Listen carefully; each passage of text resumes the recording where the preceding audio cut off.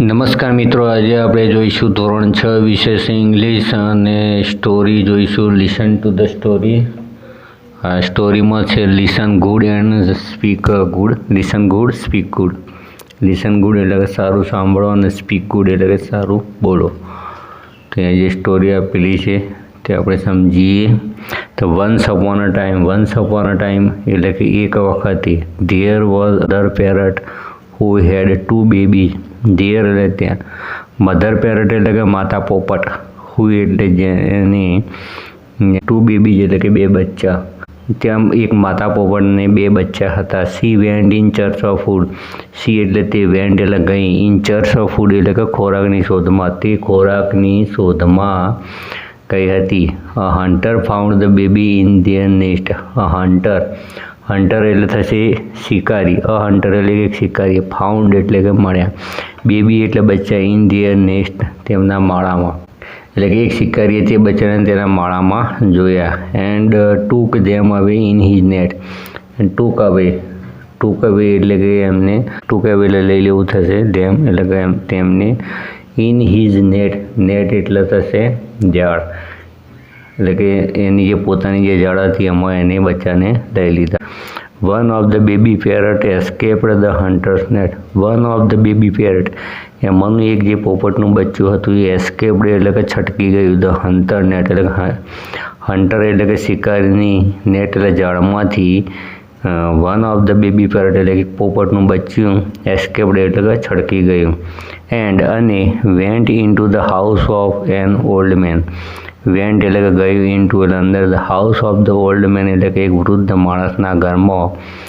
અને એક વૃદ્ધ માણસના ઘરમાં ગયું. The old man to care of the baby parrot. The old man એટલે કે વૃદ્ધ માણસે, ટુ કેર એટલે કાળજી લીધી. ધ બેબી પેરટ એટલે કે પોપટના બચ્ચાને, અને વૃદ્ધ માણસે પોપટના બચ્ચાની કાળજી લીધી. And give him a palace to sleep in his home. Give હિમ એટલે આપ્યું, પેલેસ એટલે જગ્યા, સ્લીપ એટલે ઊંઘવા માટે, ઇન હિઝ હોમ એટલે કે એને પોતાના ઘરમાં. તો મિત્રો અહીંયા જે પોતાનું ઘર હતું એમાં એને સૂવાની જગ્યા આપી. He taught the baby parrot to speak. Taught એટલે કે શીખવ્યું. બેબી પેરટ એટલે કે જે આ બચ્ચું, જે પોપટનું બચ્ચું હતું તેને ટુ સ્પીક એટલે કે બોલતા, તેને બચ્ચાને બોલતા શીખવ્યું. The hunter carried the other baby parrot to his home. The hunter carried, hunter એટલે કે જે શિકારી હતો એ carried the other baby parrot એટલે કે જે બીજું પોપટનું બચ્ચું હતું તેને to his home. Carried his home એટલે કે એના ઘરે લઈ ગયો. And kept him in a cage, અને પાંજરામાં પૂરી દીધું. કેપ્ટ એટલે કે રાખ્યું. હિમ ઇન કેજ એટલે કે પાંજરામાં એને પૂરી દીધું. He also taught his parrot to speak. He also taught એટલે કે શીખવ્યું. પેરટ એટલે કે પોપટના બચ્ચાને ટુ સ્પીક એટલે કે બોલતા. તેને પણ તેના પોપટના બચ્ચાને બોલતા શીખવ્યું. વન ડે એટલે એક દિવસે, the king of the land એટલે કે તે ધરતીનો રાજા, કમ ટુ ધ ફોરેસ્ટ એટલે કે જંગલમાં આવ્યો. He lost his way. Lost એટલે કે ભૂલી ગયો, તે રસ્તો ભૂલ્યો. એન્ડ અને come riding close to the hunter's home. એના ઘરે પહોંચી ગયો. At the come closer he heard the parrot screaming. As he come closer એટલે કે તે વધુ નજીક આવ્યો. કમ ક્લોઝર એટલે કે તે, હી એટલે તે, કમ ક્લોઝર એટલે કે વધુ નજીક આવ્યો. હી હર્ડ ધ પેરટ સ્ક્રીમિંગ એટલે પોપટના બચ્ચાને મોટેથી બોલતા સાંભળ્યું. હર્ડ એટલે સાંભળ્યું. પેરટ એટલે પોપટના બચ્ચાને, અહીંયા પેલું જે પોપટનું બચ્ચું છે તેને સ્ક્રીમિંગ એટલે કે મોટેથી બોલતા. તો તેને પોપટના બચ્ચાને મોટેથી બોલતા સાંભળ્યું. Here is a main on a horse. Here a main on a horse એટલે કે એક માણસ ઘોડા પર આવી રહ્યો છે. He is coming this way એટલે કે આ રસ્તા પર તે આવી રહ્યો છે. કેચ હિમ એટલે કે તેને પકડો. કિલ હિમ એટલે કે તેને મારો. અને રોબ હિમ એટલે કે તેને લૂંટી લો. Don't let him get away અને તેને પાછો જવા દેશો.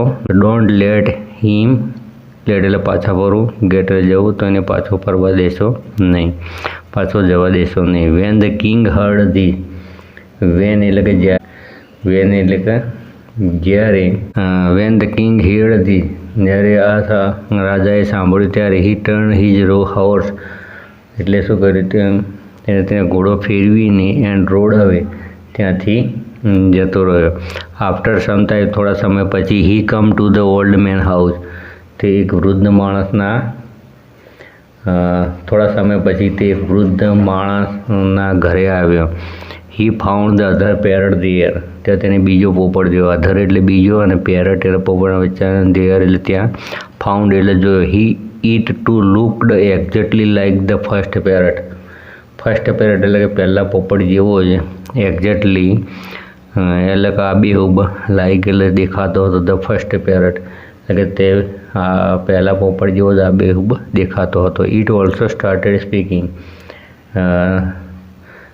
અહીંયા જે એને બોલવાનું ચાલુ કરી દીધું, તે પણ બોલવા લાગ્યો. ઇટ ઓલ્સો સ્ટાર્ટેડ એટલે શરૂ કર્યું, સ્પીકિંગ એટલે બોલવાનું, તેને પણ બોલવાનું શરૂ કર્યું.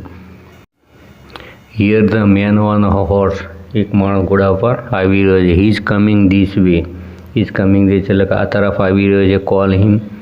કોલ હિમ એટલે કે તેને બોલાવો. હેલ્પ હિમ તેને મદદ કરો. એન્ડ ગીવ હિમ ફૂડ અને તેને ભોજન આપો, ખાવાનું આપો. Then send him on this way, પછી તેને તેના રસ્તે જવા દો. ધેન એટલે પછી, send him on this his way એટલે પછી તેને તેના રસ્તે જવા દો. The king was very surprised, રાજાને ખૂબ જ નવાઈ લાગી. He got down from his horse, તે ઘોડા ઉપરથી નીચે ઉતર્યો. એન્ડ સેડ અને કહેવા લાગ્યો, ઓ પેરટ, અરે પોપટ, યુ આર સો કાઇન્ડ, તું ખૂબ જ દયાળુ છો. આઈ સો અનુધર પેરટ જસ્ટ લાઇક યુ. આઈ સો એટલે કે મેં જોયો હતો, અનુધર એટલે બીજો, પેરટ એટલે પોપટને, જસ્ટ લાઇક યુ તારા જેવો જ લાગતો હતો, એટલે કે મેં તારા જેવો જ બીજો એક પોપટ જોયો હતો. But that parrot spoke a very cruel word, પણ તે પોપટ સ્પોક એટલે બોલતો હતો, વેરી ક્રુઅલ વર્ડ એટલે કે ખૂબ જ વર્ડ એટલે કે કઠોર શબ્દો, તે બહુ કઠોર શબ્દો બોલતો હતો. How can two bird look alike but speak so differently. How can two bird look alike, કેવી રીતે બે પક્ષીઓ લુક અલાઇક એટલે એક જેવા લાગતા હોય, બટ પણ સ્પીક સો ડિફરન્ટલી, સ્પીક એટલે બોલતા હોય, ડિફરન્ટલી એટલે અલગ અલગ, પણ કેવી રીતે અલગ અલગ બોલતા હોઈ શકે. ધ પેરટ સેડ, પોપટે કહ્યું, ઓ માઇટી કિંગ, અરે શક્તિશાળી રાજા, ઇટ્સ સિમ્પલ, તે ખૂબ જ સરળ છે. The other parrot is my brother, જે બીજો પોપટ છે મારો ભાઈ છે. That why we look alike, તો અમે કેમ અલગ દેખાઈએ. But he learn what the hunter taught him, એટલે પણ એ જ શીખ્યો જે શિકારી એને શીખવ્યું. He use the hunters word, તે શિકારીના શબ્દોનો ઉપયોગ કરે છે. But my master is good and kind, પણ મારો જે માલિક છે ગુડ એન્ડ કાઇન્ડ એટલે કે સારો અને દયાળુ છે. He taught me to be good and kind, તેને મને સારા અને દયાળુ રહેતા શીખવ્યું છે. Me to good and kind એટલે કે સારા અને રહેતા શીખવાડ્યું છે. The parrot continued, parrot continued એટલે પોપટ આગળ બોલ્યો, અવર ટીચર ટેલ અસ, એટલે કે આપણા શિક્ષકો આપણને કહે છે વોટ વી શુડ બી, આપણે શું થવું જોઈએ. The hunter made my brother different from me, hunter made my brother એટલે કે શિકારીએ મારા ભાઈને ડિફરન્ટ ફ્રોમ મી એટલે મારાથી જુદો બનાવ્યો. તો મિત્રો અહીંયા સરસ મજાની વાર્તા આપેલી હતી, આપણે તેનું અર્થઘટન કરીએ. અહીંયા હવે જોઈએ તો find the meaning of the given word and make meaningful sentence. તો એ હન્ટર, HUNTR, હન્ટર એટલે થશે શિકારી. CAGE, કેજ એટલે થશે પાંજરું. FOREST, ફોરેસ્ટ એટલે થશે જંગલ. SURPRISED, સરપ્રાઇઝડ એટલે થશે આશ્ચર્ય. MIGSTY, માઇટી એટલે થશે શક્તિશાળી. અલાઇક એટલે ના જેવું અથવા સરખું થશે. પછી કેટલાક પ્રશ્નો આપેલા છે. તો પહેલો પ્રશ્ન છે કે where did the mother parrot go, એટલે કે માતા પોપટ ક્યાં ગઈ હતી.